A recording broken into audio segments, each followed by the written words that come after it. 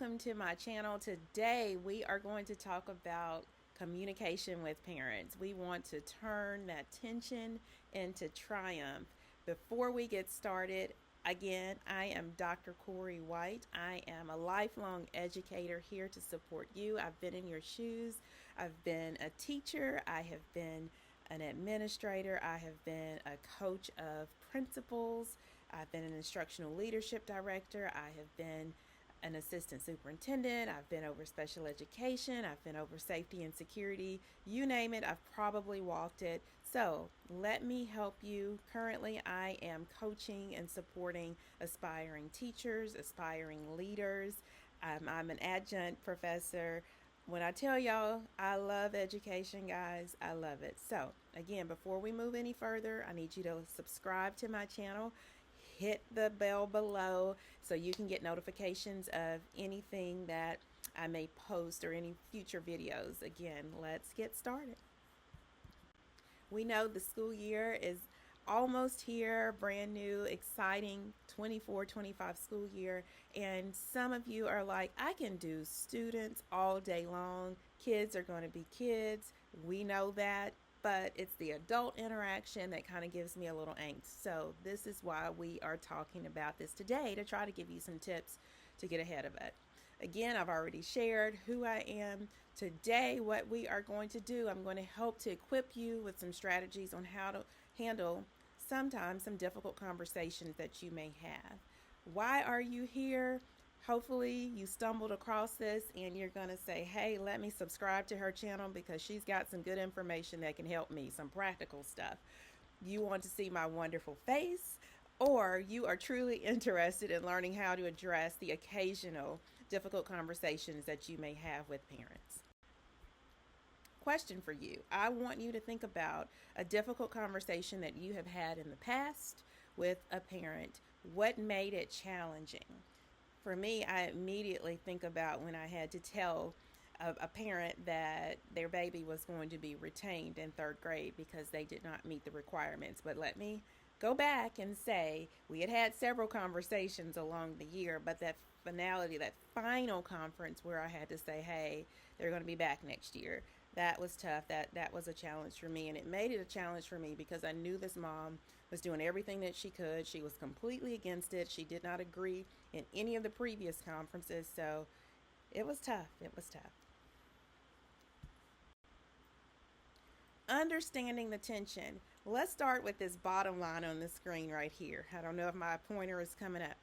A parent's rude response to you is not being blamed on you. I don't condone that. If you are an administrator here listening to this today, you ran across it, please follow me, subscribe to my channel. I'm going to talk about how you can support your teachers through this. Don't leave your teachers hanging. Again, we are not blaming any administrator, any any teacher for if a parent is rude to you. But let's talk about why tensions arise.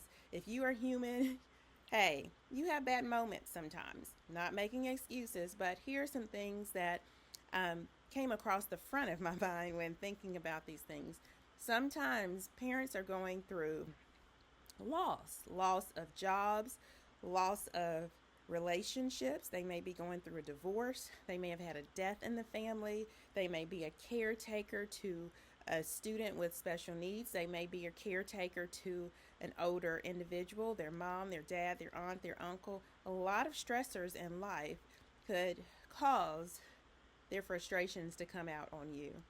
Also, there may be a lack of response from the school. May not have been you. Someone else may have overlooked an email, or there may be someone in the past, a teacher that they had, where little Corey was cutting up in class, spinning circles, throwing pencils, and every 5 minutes that teacher's emailing. And so they may have a wall built up against you and think you're going to do the same thing.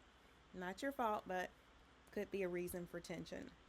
And lastly, another thing could be too much transparency or covering up the truth of what happened. We're going to talk about all of these things. Again, none of these are, direct. We're not blaming you for when parents come up and there's a, little stressful conversation or a tough conversation, but we just want to help equip you to get ahead of it and think about some things.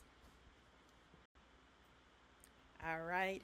I don't know why this didn't bold, but triumph approach. It does spell triumph. Treat parents with respect, remaining calm, initiate active listening, understand perspectives, maintain professionalism, problem solve together, and hold firm boundaries. This is a secret right here. These are your tips right here. Slide number 5. I got you in, got you out, but you need to listen to the detail now. Hang in there with me. All right, so treating parents with respect. I just watched, I think it was a clip from John Maxwell, and he talked about conversations are going to happen, tough conversations.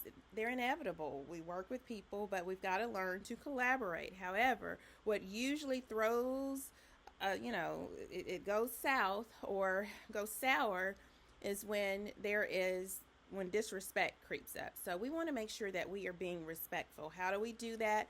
Make sure our tone is polite. Acknowledge concerns without judgment. I know sometimes you'll hear some things you're like, as a parent, I would never do that. Keep that judgment to yourself and validate the parent's role in their child's education. I've had some parents that came up, they were upset with Miss White. I had to expel their child for a reason. And, I told them, look, Mr. and Mrs. such and such, I appreciate you advocating for your child. And I wish there were more parents like you. But let's come talk about this situation and how we can move forward from it and what we can do to help Corey to be more successful in school. I always remind them that their child is not their mistake, and we're not going to dwell there. They are not bad. We don't use that term to describe children. They have made a minor mistake in that moment, but we're going to talk about the solutions moving forward. Again, I don't judge them. Sometimes the only time I got a parent to come up to the school was if their child was in trouble. I didn't judge. I don't know if that parent is working 2 or 3 jobs to support her family. I don't know if she's the only, he or she is the only breadwinner in the house. I don't know their situation. So as an administrator, as that classroom teacher, I can't judge. All right, going back to body language, I didn't talk about that. I said polite language and tone. Delivering bad news, you don't have to frown or sound all tough or you can deliver it in a nice, kind manner. I have a video out there, and I'll do more here, that talks about delivering bad news and leaving people with their dignity. All right, remaining calm. There are all kinds of fancy apps now. When I started teaching in the 1990s, so that lets you know how long I've been doing this, we didn't have the fancy Android watches or iPhone or Apple watches. But there are breathe apps on there. Before you go into any conference where you think it could be contentious, take deep breaths.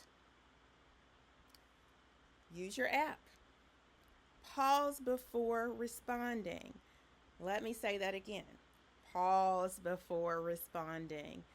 There are sometimes you will get emails, or we won't say phone calls. I do realize there are some classrooms that do have direct lines, but I think that's to dial out in some situations, and the parents can't necessarily call in all the time. But either way, I want you to understand, just because you receive an email does not mean you need to respond immediately.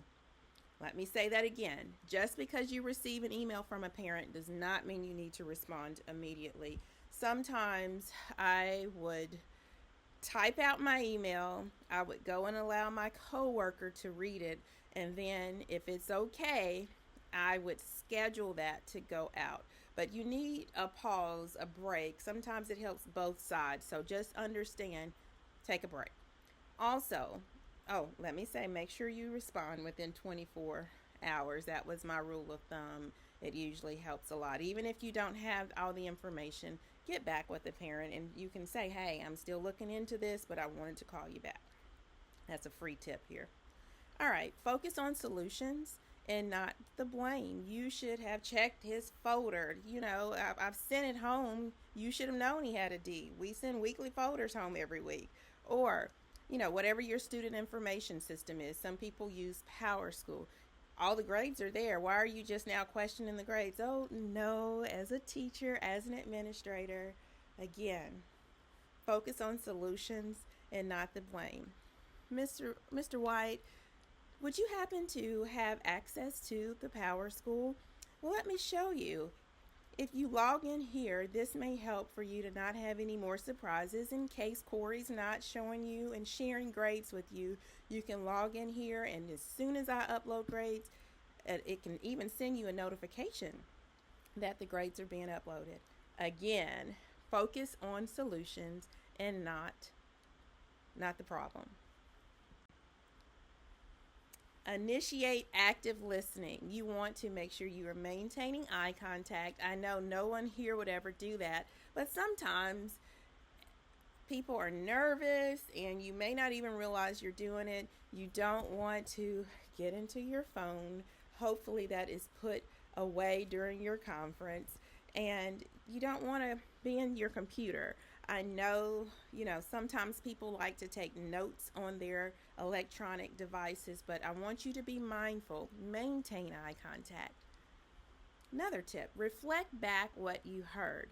Sometimes, I'm not being facetious, but sometimes when you repeat back to somebody what they're saying, something may go off with them, that parent that says, this doesn't sound right what I just said. I've heard a lot of comments from educators where they're saying that where the parent blames them, blames the teacher, blames the administrator, blames the school for things.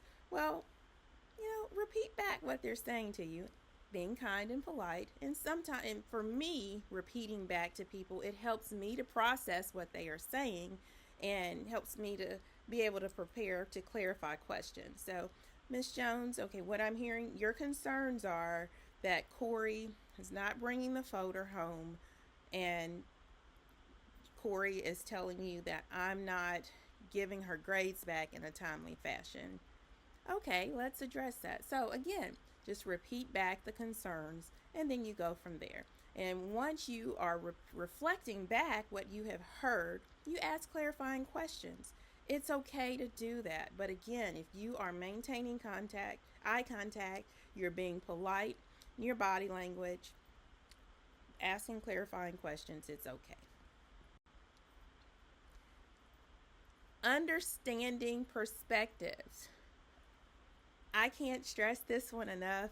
Learn to appreciate diverse viewpoints. Sometimes you can learn something. I've learned so much from my difficult conversations I've had over the years. A lot of things I didn't think about because of my own lack of experiences. I had a mom that we would call all the time when the student would run out of medicine, and she was the one that brought it to us when we went over the medical plan about how important it was for her child to have this medication, and to call her anytime if for some reason she forgot to bring the medication.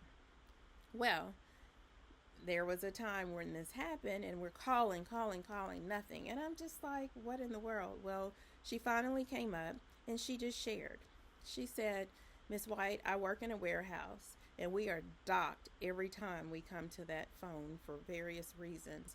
And so I knew what you guys wanted. I was trying to get XYZ to come up to the school. I apologize if it seemed as if I was not responding to you guys, but we are not able to leave the floor.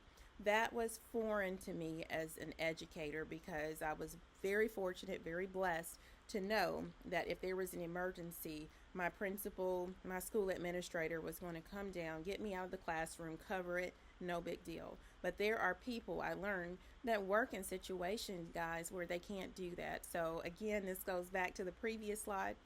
Keep your judgment to yourself. Appreciate diverse viewpoints. Put yourself in the parent's shoes. I know some people struggle with that empathy. However, try to put yourself in that parent's shoes. Even if you have been born with an amazing life and you've never had to struggle and everything's been great and whatever that is, but try to put yourself in their shoes just for a moment. Always work on seeking common ground, building that relationship. That goes into another video. You have to do that early, but seek some common ground in the situation. If you both want Corey to succeed, your student, that's your common ground. If Corey is tearing up your classroom and not making it through the day, you want to see Corey make better choices. I'm sure that parent does too. So again, seek that common ground. Validate feelings even if you disagree. Again, when I had to suspend parents and they didn't think the punishment they thought the punishment was too harsh, I told them, look, guys, as a parent, thank you again for coming up here and advocating and trying to get this overturned. According to what has happened, my research, this is going to stand. However, know that, again, I understand how you feel as a parent. Leave it at that. Goes a long way. Maintain professionalism. You know what to do. You're not going to go and talk to everybody in the school building about this parent and what's been going on in your classroom. When I tell you the world is small and everybody knows everybody, the world is small. But besides that, you want to be professional. How you handle things makes a difference. You never know who's watching, who's listening, but again, who's related to who. Be professional. People only need to know on a need to know basis. If I had a challenging situation and I needed advice, I may consult with my teacher mentor. I may go to my administrator. But again, it should not be the topic of the lunchroom or your teacher's lounge meeting moment. Again, need to know individuals. Set clear boundaries. If you are a new teacher, listen. When you have your beginning of the year parent meeting, go ahead and let them know, guys. If you send me an email during the day, I typically will only see that between this hour and this hour. This is my planning time. However, remember, parents, schools, things happen. Sometimes people have to cover classes. Sometimes classes are canceled. So I may not see that, but I can guarantee you I will call you or email you, respond to it within 24 hours. If you email me and I don't respond, call through the office. Again, whatever you want to share with them, but set those boundaries. Again, here's another thing I want to address. I know we're in different times. It's so easy to send a text message to people, to call. I don't support giving your parents your personal cell phone number, but again, I know everybody's different. But if you choose to do that, and that's allowable in your school district, you have to communicate and set those boundaries up front. Let them know if they call you on your personal device, it should only be between 5 and 7 p.m. because after that, you're with your family or whatever that is. Or you let them know, do not call or text you during the daytime because that's instructional time. If they need you, they need to call you through the official school communication, through an email or call through the office or email. Why do I say this? I've seen it. I've observed it. That one parent that gets upset, y'all are texting, it's fine. Hey, can you check to make sure he's got his homework? That one time. Oh, can you do this? You're responding during the day. Well, Corey's mom decides to text you, hey, I need to change his transportation, put him on the bus instead of the car lane today. You don't do that. That one time you did not see your phone because you're engaged with your students and monitoring your students. It's a huge mess. Again, do not respond to your parents using your personal device during the day. Make them go through the office. Set the boundaries up front so they're not upset later. So again, but I want to flip it back on you. As a teacher, you should not be texting that parent all through the day. He's having a meltdown. He's doing XYZ. He's doing this. It goes both ways. So don't you use your phone to do that, and don't allow your parents set boundaries. Again, you need to have those. You need to have that time for yourself. And same with email. You don't want parents thinking that you're sitting around all day long just waiting to respond to their emails. That's unrealistic because, again, the first time you don't respond immediately, it's a problem. So, even if you have the time, I would schedule it, but that's another email, but another video. But again, set clear boundaries up front.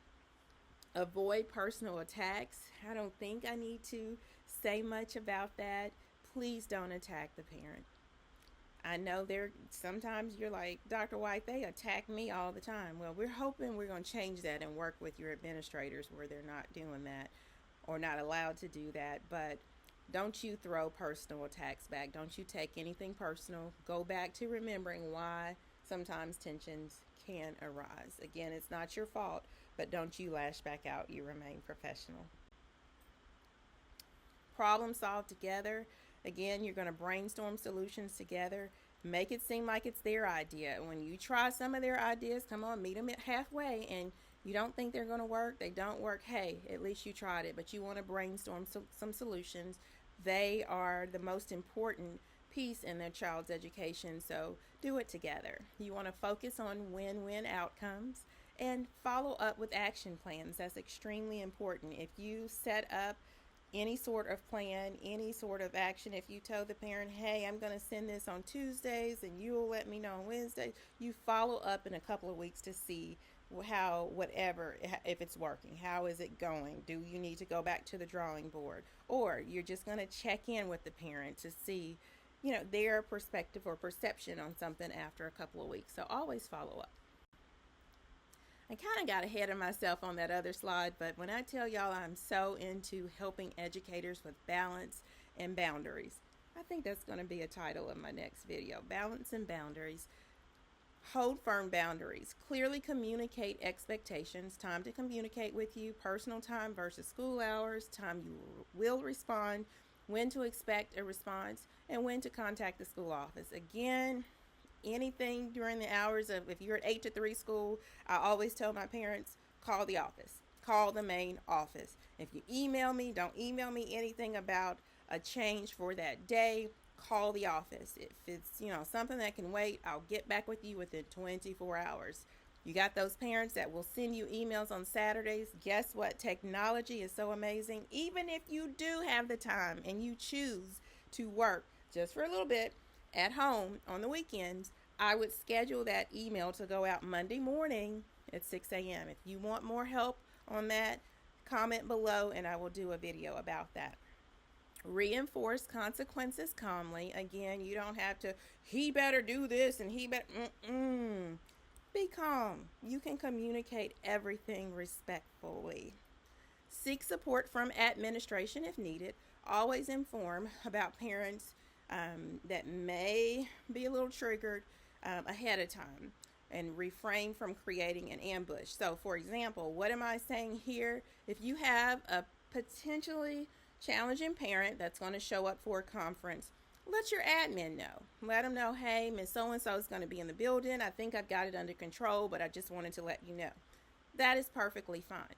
Your administrators appreciate that. However, if you're going to invite your team teacher, if Miss White requested a conference with you, your student's parent, and you say yes, and then you invite the team teacher, you invite the special education teacher, you invite the art teacher because they're cutting up in there, you invite the gym teacher, all of that's okay, but let the parent know ahead of time.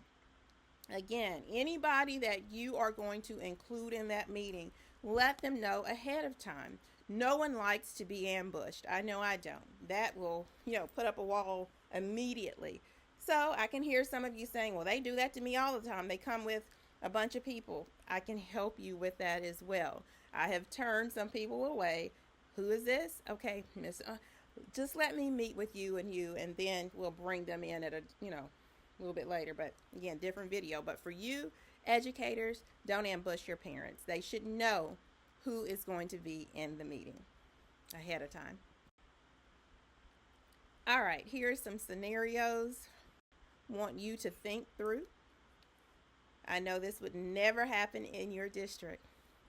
Parent accuses a teacher of showing favoritism towards certain students, claiming that their child is being treated unfairly in comparison to others in the class. Take some time today, think about how would you handle this. I do go through these scenarios in another video, but to keep this brief, screenshot this and you can go through this with a partner. Bullying. A parent alleges that their child is being bullied by another student in the class and accuses the teacher of not adequately addressing the situation or providing a safe learning environment. How would you handle that? Grading dispute. A parent disputes the grade their child received on an assignment or exam, claiming that the teacher's assessment was inaccurate or biased. Discipline. A parent challenges the disciplinary action taken by the teacher against their child, arguing that the punishment was too harsh or unjustified. 5. Communication. A parent complains about the lack of communication from the teacher regarding their child's academic progress or behavior issues, expressing frustration over feeling left out of the loop.